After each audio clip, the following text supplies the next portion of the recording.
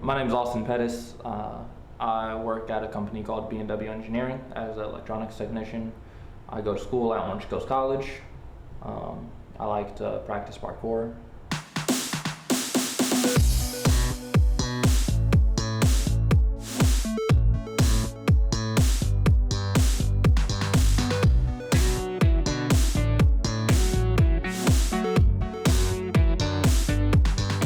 Well, you know what? It's pretty big back home in Columbus, but there's no gyms in Columbus. There's no parkour gym, so everything that we do is outside.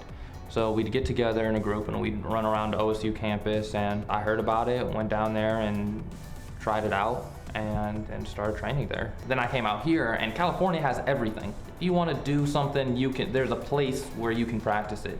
And I found a parkour and free running gym, which was fantastic. I couldn't believe it.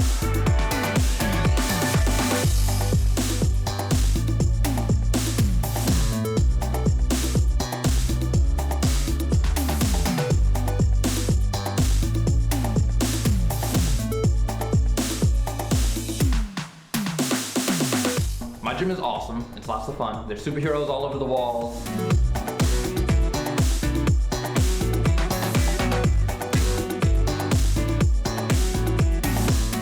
There's a bars area where you can practice swinging from bar to bar, and they've got aerial silks. So hopefully one of the aerialists will be there and you can see them up in the sky doing all sorts of aerial silks tricks, and maybe some tricking, like some trick kicks and things like that. It's gonna be a lot of fun.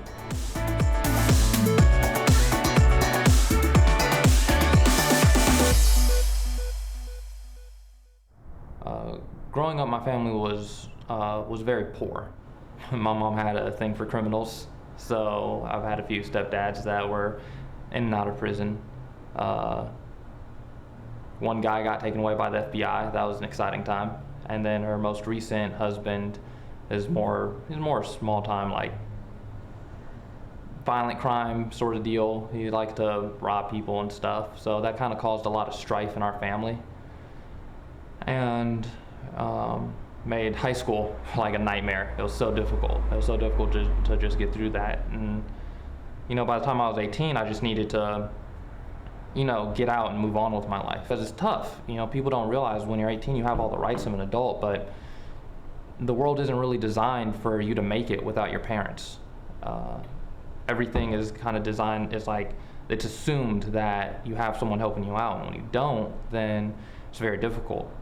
Try to get an apartment, with no history, or try to get a car or anything, Had a lot of jobs, learned to support myself, and slowly got the skills that general adult skills, how to budget your money and not be broke all the time.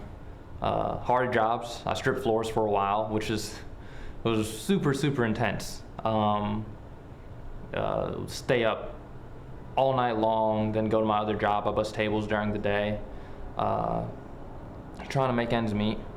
And I ended up moving out here to California.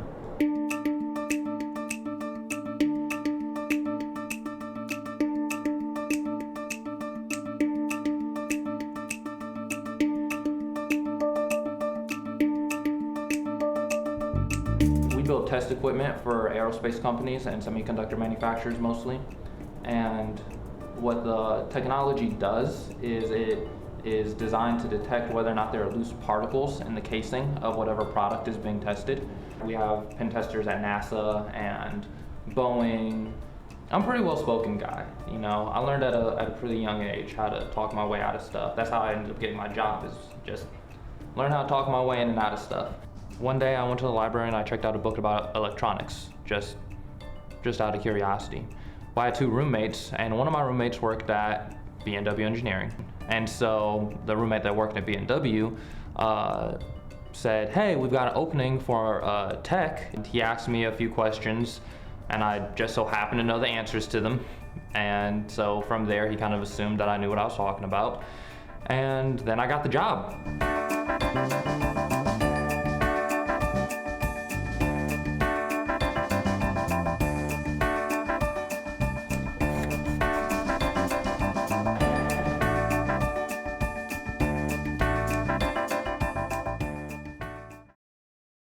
everyone in our family was under a lot of stress, and my mom, with her husband being in and out of jail all the time, kind of turned him, I guess you could say, a lot of negative attention towards me. So one of the things that ended up happening that my mom kind of did was she took all my clothes and locked them away so that, I don't know why. But anyway, I kind of saw stuff like that coming, I was prepared, I thought ahead. So I had like a wife beater and a pair of shorts and some basketball shoes to wear, and I kept everything else in this bag, this monk bag I called it, because I felt like a traveling monk all the time. I would hide supplies over other people's houses. I had a nice suit ready over one of my friends' houses. I guess the basic story is just that's what I did. I kind of did my best to keep all my bases covered and go to school, figure out if I had a court date, then I'd go pick up my suit, find a ride to court. Tom's mom took me to court once or twice, and show up, and I looked nice, and made my mom so mad whenever I was able to figure that one out.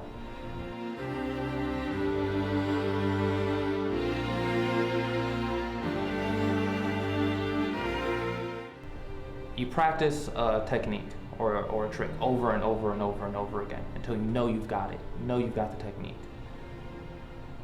And then you go somewhere where doing that same thing scares you.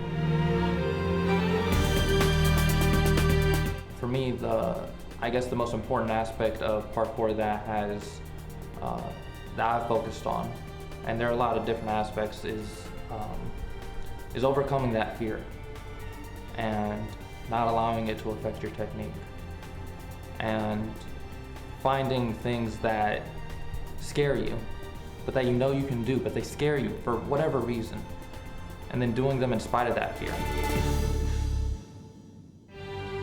You've got to break that jump.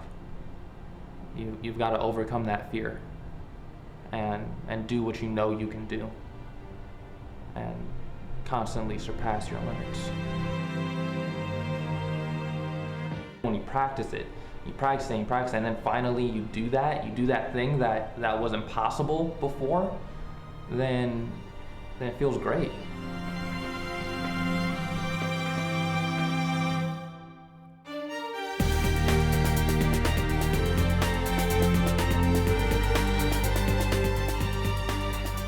Coming up sometime soon. And so I went to school and talked to the cops at my school, and they looked it up and they said, "Yeah, you've got a court date today. Are they coming for me?" I mean, it was like deja vu. That's so perfect. Looking at her like, is anyone hearing this? Like, it's just me. I still like jump if a cop like walks in a room where I'm at, like unexpectedly. I'm like, oh crap, not again.